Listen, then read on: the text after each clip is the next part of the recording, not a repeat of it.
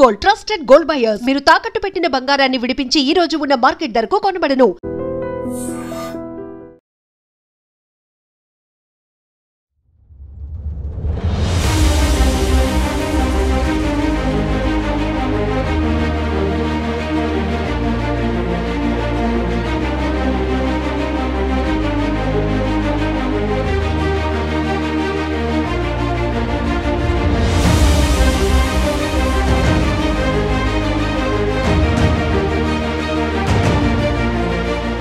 Welcome to iDream media. ప్రస్తుతం నేనైతే ఉన్నాను విజయనగరం జిల్లాలో ఉన్నటువంటి గాజులరేగ ప్రాంతంలో. సో ఎందుకు స్పెషల్ గా ఈ రోజు ఈ ప్రాంతం గురించి చెప్తున్నానంటే, రౌతు జగదీష్ గతంలో 2021 సంవత్సరంలో మావోయిస్టులకి పోలీస్ బలగాలకి జరిగిన మధ్యలో కాల్పుల్లో వీర మరణం పొందినటువంటి రౌతు జగదీష్ ఆ రోజు మావోయిస్టులు పేల్చిన తూటాల దాడికి బలై అసువులు బాసినటువంటి 24 మంది సిఆర్పిఎఫ్ జవాన్లకు సంబంధించి కోబ్రా కమాండర్ గా విధులు నిర్వహిస్తున్న సమయంలో అక్కడ తూటాలకి బలైపోయినటువంటి జగదీష్ గారికి మరణించిన తర్వాత, ఆయన వీర మరణం పొందిన తర్వాత ఆయన గుర్తుగా ఇక్కడ జిల్లా కేంద్రంలో గాజులరేగ వద్ద ఏర్పాటు చేసిన ఒక పార్క్. సో ఆయన స్టాచ్యూని చూస్తున్నాం, అదే విధంగా ఆయన సాధించిన ఘనతను కూడా చూస్తున్నాం. ఇక్కడ ఎందుకు ఈ రోజు స్పెషల్ గా ఈయన గుర్తు చేసుకుంటున్నాము అంటే, రీసెంట్ గా మావోయిస్టు నేతలకి అదే విధంగా పోలీసులకి మధ్య జరిగిన దాడుల్లో మావోయిస్ట్ నేత ప్రధాన నేత అయినటువంటి హిడ్మా మరణం. సో హిడ్మా ఎన్కౌంటర్ జరిగిన తరువాత ఇక్కడ చాలా మంది కుటుంబాల్లో ఎవరైతే హిడ్మా ముఖ్య నేతగా వ్యవహరిస్తూ ఆనాడు జరిగిన దాడుల్లో వీర మరణం పొందారో ఆ యొక్క కుటుంబ సభ్యులందరూ కూడా ఇప్పుడు టీవీలకు అతుకుపోయి ఆ రోజు జరిగిన సంఘటన అంతా కూడా గుర్తు చేసుకుంటున్న పరిస్థితి. మా అబ్బాయి ఆ రోజు వీర మరణం పొందాడు, కానీ అప్పటి నుండి ఇప్పటి వరకు కూడా నేను టీవీ కూడా చూడలేదు, కానీ మొన్న చూశాను. సో ఆనాడు నా కొడుకు ఎంత పోరాడాడో ప్రాణం కోసం, దేశ సంరక్షణ కోసం, అదే విధంగా తన పై అధికారి ప్రాణం నిలబెట్టడం కోసం, ఆయన తీసుకురావడం కోసం వెళ్ళిన నా కొడుకుని గురి పెట్టి కాల్చి మరి చిత్రహింసలు పెట్టి చంపారు మావోయిస్ట్ నేతలు.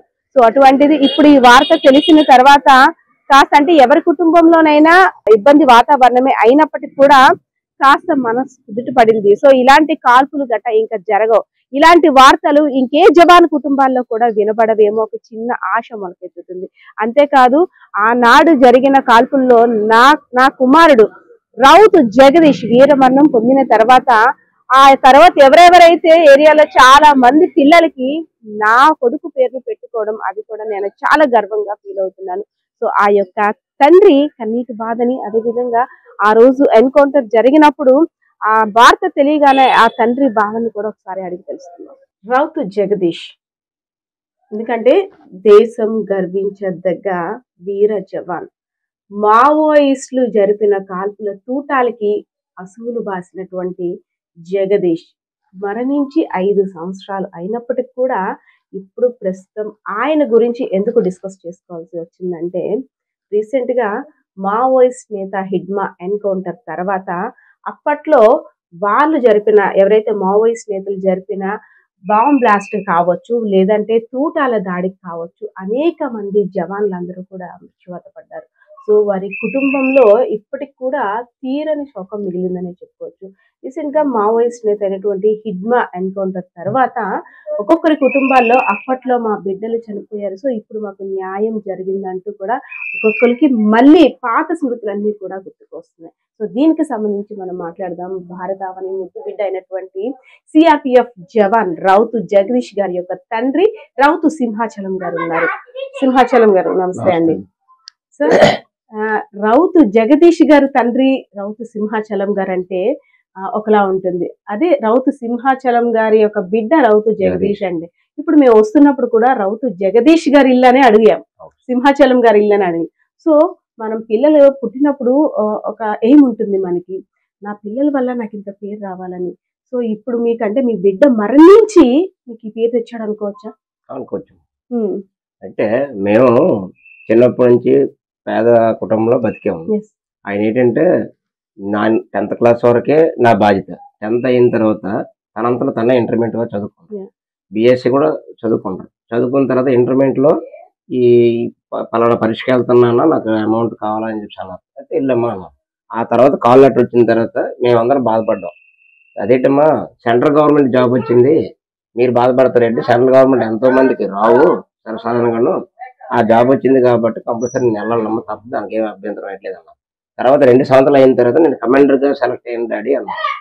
ఓకేనమ్మా సంతోషం. ఇలాంటి శోకాలు వస్తాయి ఇలాంటివని చూసి మనకి ముందు తెలియదు. వాళ్ళ అమ్మ అయితే ఇంచుమించు వేడిపోయింది. సరేలేండి సెంట్రల్ గవర్నమెంట్ పోస్ట్ అంటే అందరికి కూడా ఇది గర్వంగా చెప్పుకునే విషయం కదా అని చెప్పి చాలా మంది ఫ్రెండ్స్ సెంట్రల్ గవర్నమెంట్ జాబ్ కొట్టారు అని చెప్పి చాలా సంతోషపడ్డారు. అయితే గత 4 సంవత్సరాల క్రితం ఈ శోకం జరిగిన తర్వాత చాలా మంది ఫ్రెండ్స్ అవని మేమవని ఎంతో మంది చాలా బాధపడ్డాం. అలాంటిది బాధపడుతూ మా శోకాన్ని మేము ఉంటూ కానీ దేశానికి మంచి పేరు తెచ్చిన గర్వంతో మేము ఇంతవరకు ఉన్నాం. అయితే గత సంవత్సరం క్రితం మన అబ్బాయిని చనిపోయిన హెడ్ మ్యాన్ నాడు చనిపోయారని చూసి ప్రచారం చేశారు. కానీ అది నో ట్రాన్సాక్షన్. అది ఇప్పుడు గర్వంగా పోల్చుకుంటే ఏంటంటే ఇప్పుడు చనిపోయారని చూసిన పేపర్లు రావడం, టీవీలు ఇవ్వడం చేయడం చూసి కాస్త సంతోషం పడుతున్నాం. మనలో కొద్దిగా ఉత్సాహం వచ్చింది. మన అబ్బాయిని చనిపోయిన మనిషి మళ్ళీ ఈ రోజు ఆయన చనిపోయారని చెప్పని. అది చనిపోవడం అనేది కరెక్ట్ కాదు. కానీ అందరూ ఒకే విధంగా వెళ్ళి నక్సలైట్లందరూ లొంగిపోయి అందరు కుటుంబ సభ్యులతో సమానంగా ఉన్నట్టుగైతే మేము ఇంకా సంతోషిస్తున్నాం. ఇప్పుడు ఆయన చనిపోయారు, మన అబ్బాయిని చంపారు, ఆయన చనిపోయారు అంటే ఆయన తల్లిదండ్రులు కూడా బాధపడతారు మాలాగే. అలాంటిది విడిచిపెట్టేసి అందరితో సమానంగా అందరి పరిచయాలతో ఉండి సరదాగా ఉంటే మాకు కూడా ఇంకా సంతోషంగా ఉంటుందని భావిస్తాను. అంటే ఈ హిడ్మా ఎన్కౌంటర్ తర్వాత మీలాగే అనేక కుటుంబాల్లో జవాన్లు ఎవరైతే వీర మరణం పొందారో వారి యొక్క కుటుంబాల్లో కాస్త అంటే పాత స్మృతులన్నీ గుర్తు చేసుకుంటూ ఇప్పటికీ మాకు న్యాయం జరిగింది, ఎంత డబ్బు ఇచ్చినా సరే ఎంత ఇచ్చేసినా సరే మనకి అది సాటిస్ఫాక్షన్ అది అది. ఎస్ సార్, జగదీష్ గారు అంటే పెళ్లి వయసు, పెళ్లి కూడా కొన్ని రోజుల్లో ఉంది, ఇంకా ఉంది, పెళ్లి పనులు కూడా హడావిడి స్టార్ట్ అయ్యాయి అని అంతలోనే ఒక ఫోన్ కాల్, ఇలాగా మావోయిస్టు నేతలు తోటాలకి బలైపోయాడు మీ అబ్బాయి అని. సో అసలు ఆ టైంలోని ఆ మాటని మనం యాక్సెప్ట్ చేయడానికి చాలా కష్టంగా ఉంది. ఆ మెసేజ్ అప్పుడు ఎవరి ద్వారా వచ్చింది? మేము తెల్లవారి ఉదయం తెల్లవారి శనివారం రాత్రి టిఫిన్ చేస్తుండగా మా మేడం చెప్పారు, బాబు ఫోన్ చేసారు అన్నారు. ఫోన్ చేయలేదమ్మా. అక్కడి నుంచి మళ్ళీ ఫోన్ చేసి ఫోన్ స్విచ్ ఆఫ్ వస్తుంది. ఏంటమ్మా ఇలా ఫోన్ స్విచ్ ఆఫ్ వస్తుంది చూసుకొని తన వైఫ్ కి ఫోన్ చేసాం. అప్పటికి సెట్ అయిపోయింది కదా. అమ్మ నీకేం చెప్పారు, కాబోయే భార్య అని చెప్పి, మాయ గారు మీకు తెలియదు 4 రోజుల వరకు ఫోన్ అవ్వదన్నారు, నేనే చేస్తానని చెప్పి అన్నారు. తెల్లవారు ఉదయం 7 అయ్యేసరికి టీవీలో స్క్రో వస్తుంది, ఛత్తీస్గఢ్ ఎన్కౌంటర్ లో 24 మంది మరణించారు, పూర్తి వివరాలు తెలియజేస్తుంది అని చెప్పి మనకి న్యూస్ వచ్చింది. అప్పటికి మీకు ఐడియా ఉంది అంటే ఆ ఎన్కౌంటర్ అంటే ఉన్నారని తెలుసు. అప్పుడు వెంటనే నేను అస్సాం ఫోన్ చేసాం. అస్సాంలో ఆఫీస్ ఉంది బాబుది. ఫోన్ చేస్తే వెళ్ళడం మాత్రం వెళ్ళారు కానీ ఎవరెవరు చనిపోయారు ఎవరెవరు లేదు 2 బ్యాచ్ల వరకు వెళ్ళారండి అన్నారు. వెంటనే వాళ్ళ ఫ్రెండ్స్ దగ్గరికి వెళ్ళాను. ఆ నెంబర్ అవ్వట్లేదు, తన నంబరు ఇంకే వేరే నెంబర్ ఉంది మా ఫ్రెండ్స్ని అడిగాను. అడిగితే వాళ్ళు ఏంటి చెప్పారంటే ఇంకే వేరే నెంబర్ లేదన్నారు. వాళ్ళ వేసరికి తెల్లవారు 7 వేసరికి వాళ్ళకి డీటెయిల్స్ వచ్చింది. ఎలాగొచ్చిందంటే త్రివేంద్రంలోనూ వాళ్ళ ఫ్రెండ్ ఉన్నాడు, వాళ్ళ ద్వారా త్రివేంద్రం హెడ్ ఆఫీస్ అది. ఆ హెడ్ ఆఫీస్కి వస్తే అందులో పేరు ఉన్నదో లేదో తెలియదుగా మొత్తం నక్సలైట్లు మాత్రం చంపేసినట్టుగా న్యూస్ వచ్చింది. మనకి వెళ్ళిన వాళ్ళందరికీ బ్యాచ్కి వెళ్ళిన వాళ్ళందరికీ వచ్చింది అన్నారు. అయితే ఏం పేరు, పూర్తిగా ఇంటి పేరు మనకు తెలియదు, జగదీష్ అని పేరు, ఏం పేరులో తెలియదు అంటే అప్పుడు వీళ్ళు చెప్పారు జగదీష్ అంటే రౌతు జగదీష్ పేరు ఉంటుందని. అప్పుడు కన్ఫర్మ్ వాళ్ళు చేశారు. వాళ్ళు ఏంటంటారంటే వాళ్ళు బట్టి వాళ్ళు ఫ్రెండ్స్ అందరూ ఒక గూడు కుట్టుకుని చూసుకొని ఇలా జగదీష్ ఐడియాలు కానీ మనకి మాత్రం చెప్పలేదు. అది మేము ఎంతో మంది ఫోన్ చేసాం. మళ్ళీ షాప్ నేను వెళ్ళిపోయాను, ఆల్రెడీ వెళ్ళిపోయి మా సార్తో ఫోన్ చేయించాను. ఇలాగ ఛత్తీస్గఢ్ కంట్రోల్ రూమ్ నెంబర్ అంటే కంట్రోల్ రూమ్ నెంబర్ ఇచ్చారు, మాట్లాడాము, అన్ని చేసాం. చేసిన తర్వాత వాళ్ళు ఏంటి చెప్పారంటే ఇంకా పూర్తి డీటెయిల్స్ కావాలంటే మరి గంటన్నర పడుతుంది అన్నారు. వాళ్ళ ఫ్రెండ్ శ్రీకాకుళం ఉన్నారు, ఆయన అక్కడ ఎంక్వైరీలో ఉన్నారు. ఆయన అడిగారు, ఆయన నాకేంటి చెప్పారంటే బాబుకి పెళ్లి కదా 20వ తారీఖునే అన్ని మీ లాడ్జీలు బుక్ చేసి ట్రైన్ బుక్ చేసాం, అందరం వస్తాము, మీరేం కవరపడద్దని, మీకే చేయొద్దని, పర్లేదు ధైర్యంగా ఉండండి, మీకు ఏట అవదండి, అది ఇది న్యూస్ మాకు చెప్పారు. అంతలోకి సాగురు రేట్ చెప్పారంటే మళ్ళీ హెడ్ కి ఫోన్ చేశారు. ఫోన్ చేస్తే డిక్లేర్ గా రౌత్ జగదీష్ పేరు ఉందండి అని చెప్పి అన్నారు. అయితే అప్పుడు మా మేనల్ ఉన్నాడు నాతో పాటు. నేను తట్టుకునే పరిస్థితి వస్తుంది. 1 గంట భోజనకి వచ్చాం. అప్పటికి 1 గంటకు వాళ్ళు చెప్పారండి. అప్పుడు 1 గంట చేసి మా మేనల్ పూర్తి డీటెయిల్స్ ఎంక్వైరీ జరిగిన అతను తెలుగు అతనే శ్రీకాకుళం, అతను చెప్పారు మనకి. బాబుకి మా మేనల్ని చెప్పారు, ఇలా డాడీకి మాత్రం మీరు చెప్పొద్దు, ఇలా జరిగింది, మనవాడైతే దొరికిపోయాడు, మనవాడు చనిపోయాడు కూడా, 24 మందిలో మనవాడు ఒకడు ఉన్నారు అని చెప్పారు ఆయన. అయితే మళ్ళీ నా వెంటనే భోజనం చేసి మా సార్ వచ్చి వెంటనే నా వెనకాల వచ్చేసారు. వచ్చిన తర్వాత ఆయన ఏమైపోతారో చూడు అని చెప్పాను. నేను వెళ్ళేసరికి మళ్ళీ తిరిగి షాప్కి వెళ్ళాను. షాప్కి వెళ్ళేసరికి సార్లో మొక్కలో కలలేదు. నా మేనవాడు నా వెనకాల ఉన్నాడు, మా బామ్మని. ఏటీఎం చూస్తుంటే అప్పుడు 2:30 అయింది. అప్పుడు వాళ్ళు ఏదో డిస్కషన్ మాట్లాడుకుంటారు. మనకు అప్పుడు అంటే మనకి అప్పుడు 3 అయ్యేసరికి మా అబ్బాయి వాళ్ళ ఫ్రెండ్ ఇక్కడికి వచ్చి ఇంటికి వచ్చేసారు. ఇంటికి వచ్చేసి అమ్మ ఇక్కడ తమ్ముడు లేరమ్మా అనుకోండి, మా అమ్మ మీద మా మిస్సెస్ మీద కాలు మీద పడిపోయారు. ఇక్కడ లేరమ్మా తమ్ముడు. ఇక్కడ మొత్తం అంతా జిల్లా అంతా మొత్తం అంతా మన ఊరు మొత్తం 4 వేసుకు వచ్చారు. 4 వేలు నా పొడి దగ్గరకు వచ్చారు. వచ్చేసి 2 కుర్రాళ్ళు వచ్చేసి నువ్వు రా ఇంటికి వెళ్ళిపోదాం అని చేశారు. నన్ను బలవంతం తీసుకొచ్చారు. తీసుకొచ్చి చూసేసరికి ఇక్కడ అంతా మొత్తం అంతా జనం వచ్చేసారు. జనం అయితే దాంట్లో ఇంకో విశేషం ఉంది. ఇంకేమైందంటే బాబు సార్ ఒకరు వెనక్కి ఉండిపోయారు. ఎవరి మాట గారు వెళ్ళిపోయారు. వెళ్ళిపోయిన తర్వాత సార్ వెనక్కి ఉండిపోయి ఎలాగని తీసుకొస్తానని చెప్పని మళ్ళీ ఒక 1/2 కిలోమీటర్ దూరం వరకు వచ్చేసి మళ్ళీ తిరిగి వెళ్ళారు. ఈయన ఆ సార్ తీసుకురావడానికని. ఈయనకి హెడ్, ఈయనకి పిఏ మురళి అని చెప్పని గుంటూరు, అతను ఈయనకి సపోర్ట్ అన్నమాట. వీళ్ళిద్దరు వెళ్ళారు. వీళ్ళిద్దరు వెళ్తే సారు ఇలాగ పడిపోయారు. అక్కడ పడిపోయి అతను తీసుకుంటుండగా వాళ్ళు చెప్పిన మాట ఇక్కడ కొట్టేశారు, తొడ మీద కొట్టేశారు. తొడ మీద కొట్టేసిన తర్వాత మొత్తం అందరూ గ్యాంగ్ అయిపోయి వచ్చేసారు. తొడ మీద కొట్టేసారు. మనవాడు కూడా తప్పేయట్లేదు, మనవాడు కూడా రివాల్వర్ తీశాడు. అప్పుడు తీసారు ఇక్కడ గన్, స్పెషల్ గన్ తీసి 2 నక్సలైట్లు మనవాడు కూడా వేశారు. ఇంకొక అతనికి ఇక్కడ తగిలిసింది. ఆయన వెళ్ళి డైరెక్ట్ గా అంటే వాళ్ళందరినీ తావాలని తీసుకొచ్చి చుట్టూ బెల్ట్ కట్టేశారు. చుట్టూ బెల్ట్ కట్టేసరికి అప్పుడు ఎప్పుడైతే అంత దూరం నుంచి పాక్స్ దీంతో చూసారో అదే ఆయన మనవాడిని కొట్టారు అని చెప్పని చూసి లెగా పెట్టేసి ఈ హెడ్మ్యాన్ నాడు ఇక్కడ కొట్టేశాడు. వాళ్ళు చెప్పడం అప్పుడు ఆ రోజు ఆ హెడ్మా కొట్టినప్పుడు పడిపోయినప్పుడు చుట్టూ మొత్తం అందరు కమ్మేశారు. రౌండ్ అప్ చేసి తుపాకులతోనే మన బాబుకి మొత్తం అంతా కొట్టేశారు. పూర్తిగా చనిపోలేదు కూడా బ్రతికుంటుండగా నరకం చూపించారు. అయితే పూర్తిగా ఇవన్నీ ఓసిపోయి ఉన్నాయి. డాక్టర్ రిపోర్ట్ ప్రకారం అయితే 2 గంటల వరకు ప్రాణం ఉందని చెప్పి రాశారు దాంట్లో. అప్పుడు అడుగుతారు జగదీష్, అప్పారావు, సుబ్బారావు మంచి ఇచ్చిన దాదులు ఎవరు లేరు. ఆఫీసులు అందరూ హెలికాప్టర్ ఎక్కి వెళ్ళిపోయారు. అయితే ఈ అబ్బాయి మనవాడిని పట్టుకోండి ఇలా తీస్తాడు. ఈ అబ్బాయికి ఒక దెబ్బకి చనిపోయాడు. ఈయన పిఏ ఎవరైతే ఇద్దరు వెళ్ళారో మన అబ్బాయికి అసిస్టెంట్ అతను. ఆ సార్ తీసుకుని ఇలా ఎత్తున్నప్పటికీ ఇక్కడ కొట్టేశారు. ఇక్కడ కొట్టేసరికి మళ్ళీ ఈ అబ్బాయి కూడా ఇలా ఉన్నారు. ఆయన కొట్టేశారు.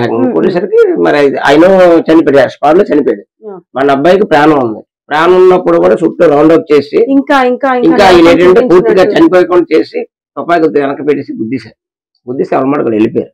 వెళ్ళిపోయిన తర్వాత రిపోర్ట్ ప్రకారంగా అయితే 2 గంటల వరకు ప్రాణం ఉందన్నట్టుగా రిపోర్ట్ లో మనకు రాసి ఇచ్చారు. మనకి డెత్ సర్టిఫికేట్ వచ్చింది కదా, దాంట్లో 2 గంటలకు ప్రాణం ఉన్నట్టుగా మనకు రాసి ఇచ్చారు. ఆ తర్వాత వీళ్ళందరికీ ఫోన్లు చేసి అన్ని చేశారు. అప్పుడు హోమ్ మినిస్టర్ వరకు ఫోన్ చేసాం మేము.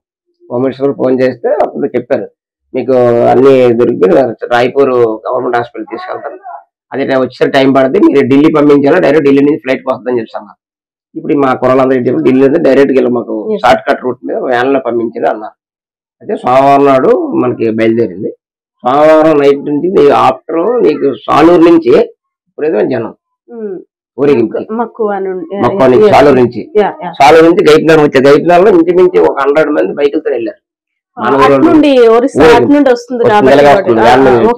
100 మెంబర్స్ ఇంచుమించి బైక్లు వెళ్ళి కలెక్టర్ ఆఫీస్ దగ్గర 2 hours ఏ సీఎం కాదు ఏ పిఎం కూడా అంత ట్రాఫిక్ లేదు. అంత ట్రాఫిక్ ఎస్పీ మేడం కూడా స్వయానికి వచ్చేసి మీ అబ్బాయికి వచ్చిన జనం నీ కళ్ళతో నీ సర్వీస్ లో నేను ఇంతవరకు నేను చూడలేదు, అంత జనం ఏ పిఎం కూడా అంత జనం రాలేదు, అంత ట్రాఫిక్ అంతసేపు మేము ఆపలేదు, అలాగా లైన్ ఊరేగింపు చేసుకుని రాత్రి 9:30 అయింది మన ప్లేస్కి వచ్చారు. 9:30కి వచ్చినప్పుడు కూడా మేము తల్లిదండ్రులు చూడడానికి బిడ్డని చూడడానికి 12 గంటలు అయింది రాత్రి 12. అప్పటికి ఎస్పీలు అందరూ కంట్రోల్ చేయలేకపోయారు. మేము చూడడానికి రాత్రి 12 అయింది.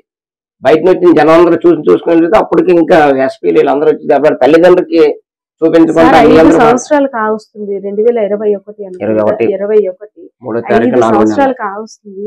ఎక్కడ కూడా ఇంత 1 సెకండ్ కూడా మీరు మర్చిపోలేదు ఆ ఘటన అంతా కూడా.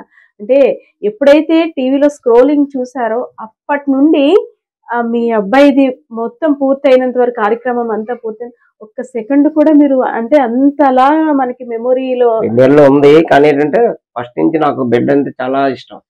బాబు అమ్మాయి ఎప్పుడైనా మనకి ఇక్కడ ఈ రోజు వరకు ఉంటది, ఆడపిల్ల వెళ్ళిపోద్ది. మనకంటే చాలా ఇష్టం ఫస్ట్ నుంచి. నేను చిన్నప్పటి నుంచి ఒక కష్టపడి ఆయన తీసుకొచ్చాను. జాబ్ వచ్చిన తర్వాత కూడా బాబు నాన్న నువ్వు మాత్రం డ్యూటీకి వెళ్ళొద్దు, సార్ కూడా చెప్పాడు. మా డాడీకి ఇంకా వదలరంటే మీ డాడీ వర్క్ ఉన్నంత వరకు షాప్ లో వర్క్ చేయమని చెప్తాను, నేనైతే వద్దనలేదు. మీ అంటే నేను జాబ్ చేస్తాను కదా, నాకు ఇంకా ఫీలింగ్ లాగా ఉంటది, నువ్వు మాని నాన్న అని చెప్తున్నారు. నేను ఇంటికాడ కూర్చొని నేను చేయలేను, టైం పాస్ కానీ వెళ్తాను, నేను షాప్ అని చెప్తాను. నాకు ఇప్పుడు 15,000 రూపాయలు శాలరీ, 16,000 రూపాయలు ఇస్తాను.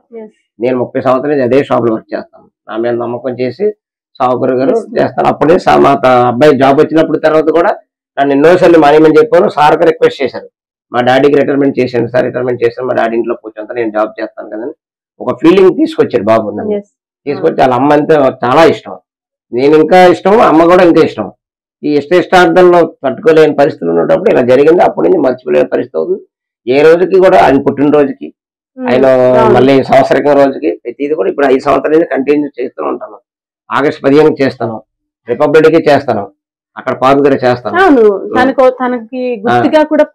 తన గుర్తు పార్క్ కూడా అందరూ మొత్తం పార్టీలకు అతీతంగా అందరూ కలిపి ఆ జాగా ఇచ్చారు గవర్నమెంట్. అక్కడంతా తన పుట్టినరోజుని ఈ బొమ్మ నిలబెట్టడం జరిగింది. అనిపిస్తుందా సార్ పార్క్ దగ్గర మీ అబ్బాయి విగ్రహాన్ని చూసినప్పుడు ఇంతకన్నా జన్మకి సాధికారత ఇంకేముంటుంది అనిపిస్తుంది? అనిపిస్తుంది. ఇంతమంది ఉన్నారు, అనిపిస్తుంది. దానికి వచ్చి ఎంతో మంది అక్కడ కూర్చోంటున్నారు అబ్బాయి పేరు చెప్పుకొని, మన తమ్ముడు, మన అబ్బాయి, మన అమ్మ అని చెప్పి ఎంతో మంది పేరు చెప్తున్నారు. ఒక నిమిషం, ఓకే, ఎంతో మంది మనకి పేరు చెప్తూ అలాగ వస్తున్నారు. అది మేము చాలా సంతోష విషయమైంది. ఇలాగా ఎండాకాలం మా జీవితం ఉన్నంత వరకు కూడా అలాంటి కార్యక్రమాలు జరిపించాలని చెప్పి నేను కూడా దైవాన్ని కోరుకుంటాను. సిఆర్పిఎఫ్ నుండి కోబ్రాకి కమాండర్ గా వెళ్ళాను. ఆ కమాండర్కి వెళ్ళిన తర్వాత ఇది జరిగింది సార్. సిఆర్పిఎఫ్ ట్రైనింగ్ కి వెళ్ళినప్పుడే, బిడ్డ ట్రైనింగ్ కి వెళ్తున్నప్పుడే మనం తట్టుకోలేం. 9 ఏళ్ళు కావచ్చు, సంవత్సరం కావచ్చు, జాబ్ వచ్చింది. ఇది వస్తూ మళ్ళీ 2 జాబ్లు వచ్చాయి. ఫస్ట్ రైల్వేది వచ్చింది, ఇది ఇందులో జాయిన్ అయిపోయింది. మరణ వార్త విన్న వెంటనే వీర మరణం పొందాడు అనగానే అయ్యో రైల్వేకి వెళ్ళినా బాగున్ను నాకు అనిపిస్తుంది కదా. అంటే ఆఫ్టర్ ఏదైనా అయిన తర్వాత జాయిన్ అయిపోయారు, ఆల్రెడీగా దీంట్లో జాయిన్ అయిపోయారు, హైదరాబాద్ లో వెళ్ళి జాయిన్ అయిపోయారు.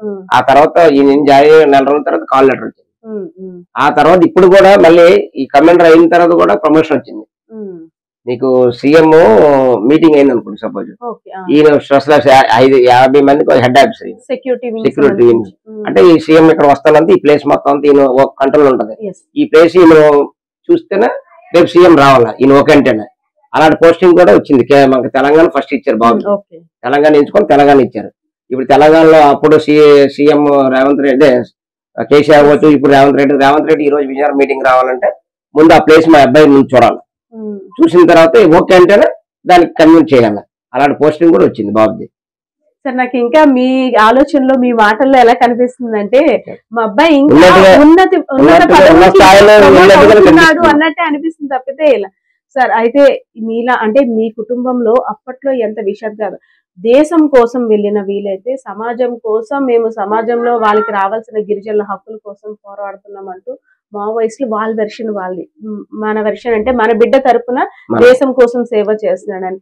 సో ఇదే అప్పుడు ఎంతమంది కుటుంబాల్లో విషాదాన్ని నిలిపిన ఆ ఎన్కౌంటర్ సంఘటన కారణంగా మీలాంటి ఆ రోజు ఎవరైతే 24 మంది జవాన్లు మృతి చెందారో, భారతదేశం కోసం సేవ చేయడానికి వెళ్ళిన ఆ కుటుంబాలందరిలో కూడా ఇప్పుడు హిడ్మా, మావోయిస్ట్ నేత హిడ్మా ఎన్కౌంటర్ తర్వాత అంటే మనసుకి, మా బిడ్డల యొక్క మనసుకి శాంతించింది అనే భావన ఉంటుందంటారా? కొంతవరకు ఉంది, కానీ మరి ఏంటంటే ఆయన కూడా ఒక తల్లికి బిడ్డ సంబంధించినాడు కదా, దాని నుంచి మేము అంతా దీనిగా మనం చెప్పడానికి కూడా ఏం లేదు. ఇప్పుడైనా నక్సలైట్లు కూడా అందరిలో కలిసిపోయి ఏకదాటికుండి ఇక ప్రాణభ్రాణం లేకుండా చేస్తే బాగుంటుందని నేను కోరుకుంటున్నాను. సింహాచలం గారి మాటల్లో ఇంకా జగదీష్ గారు వీరమరణం చెందలేదు, ఇంకా ఇంకా ఇంకా ప్రమోషన్స్ కి వెళ్తున్నారు. సో ప్రతి మూమెంట్ ని కూడా ఆయన ఎంత బాగా గుర్తుంచుకుంటున్నారంటే, ఎంత బాగా గుర్తు చేసుకుంటున్నారంటే, ఇంకా చనిపోయి 4 years, దాదాపు 5 years ఇంకా ఇప్పటికి అనుకుంటే, ఆ ప్రతి సెకండ్ స్క్రోలింగ్ చూసిన దగ్గర నుండి వెహికల్ వచ్చింది. సో నేను ఇలా మాట్లాడాను. నా బిడ్డ వచ్చేసరికి జన సమూహం. సో నాకు ఇంతకు మించి జన్మకి ఇంకా అదృష్టం ఇంకా ఉండదేమో, చాలు నేను ఏ బిడ్డనైతే భూమి మీదకి నా భార్య నేను ఇచ్చానో, దేశ సంరక్షణ చేసినందుకు, దేశ సేవ కోసం వెళ్ళినందుకు ఇంత అద్భుతమైన అదృష్టం మాకు కలిగిందంటూ ఒక పక్క ఆనందం. అదే విధంగా అందరి పిల్లల్లా కూడా నా కొడుకు కూడా వస్తాడేమో పండక్కి పబ్బానికి, చూస్తానేమో అని ఒక పక్క కన్నీరు, ఒక పక్క ఆనంద బాష్పం. సో ఏదైతే నేను రీసెంట్ గా మావోయిస్ట్ నేత అయినటువంటి హిడ్మా ఎన్కౌంటర్ తర్వాత అనేక కుటుంబాల్లో ఎవరైతే అప్పుడు అసూలు బాసిన జవాన్లు, వీర జవాన్లు అందరి కుటుంబాల్లో కూడా ఒక చిన్న భావన కలుగుతుంది. మా వ్యక్తులు ఎవరైతే మరణించారో, మా సైనికులు, వారి యొక్క ఆత్మకి శాంతి చేకూరుతుంది. సో అటు ఇటు ఎలా అయినా సరే బాధపడేది కుటుంబ సభ్యులే. ఇటు దేశ సంరక్షణ కోసం అంటూ వీళ్ళు, గిరిజనుల హక్కుల కోసం, సమాజంలో మార్పు కోసం అంటూ మావోయిస్టులు, ఏదైతేనే ఇన్ని కుటుంబాలు, అటు వాళ్ళ కుటుంబాల్లోనే అదేవిధంగా వీళ్ళ కుటుంబాల్లో కూడా ఇంత విషాదాన్ని నింపాయి అప్పట్లో జరిగిన ఎన్కౌంటర్లు, బాంబు దాడులు కాబట్టి ఏదైనా. సో ఏదైతేనే రౌతు జగదీష్ గారి యొక్క తండ్రి రౌతు సింహాచలం, మనం ఎందుకంటే చాలా ప్రౌడ్ గా చెప్పుకోవాలి, రౌతు జగదీష్ గారి యొక్క తండ్రి రౌతు సింహాచలం గారి భావన అయితే ఇలా ఉంది. బాలకిషోర్తో పద్మ ఐడెన్స్ మీడియా. నిజంగా ప్రస్తుతం ఉన్నటువంటి సమాజం దేనికి ప్రయారిటీ ఇస్తుంది? ఆర్థిక సంబంధాల చుట్టూ మాత్రమే తిరుగుతోంది. మళ్ళీ ఎన్నికలంగానే చాలా విరక్తి కలుగుతున్నాం. మంచి అనిపిస్తుంది కదా, లేడీస్ కూడా ఛాలెంజింగ్ జాబ్స్ చేసినప్పుడు చాలా బాగుంటది. ట్రాఫిక్ అసిస్టెంట్స్ గా నియమించిన ట్రాన్స్జెండర్స్ అందరితో సాల్యూట్ చేయించుకుంటున్నారు. ఫుడ్ డెలివరీ ఇవ్వటానికి వెళ్ళినటువంటి డెలివరీ బాయ్ అనిల్ పై కళ్ళ ముందు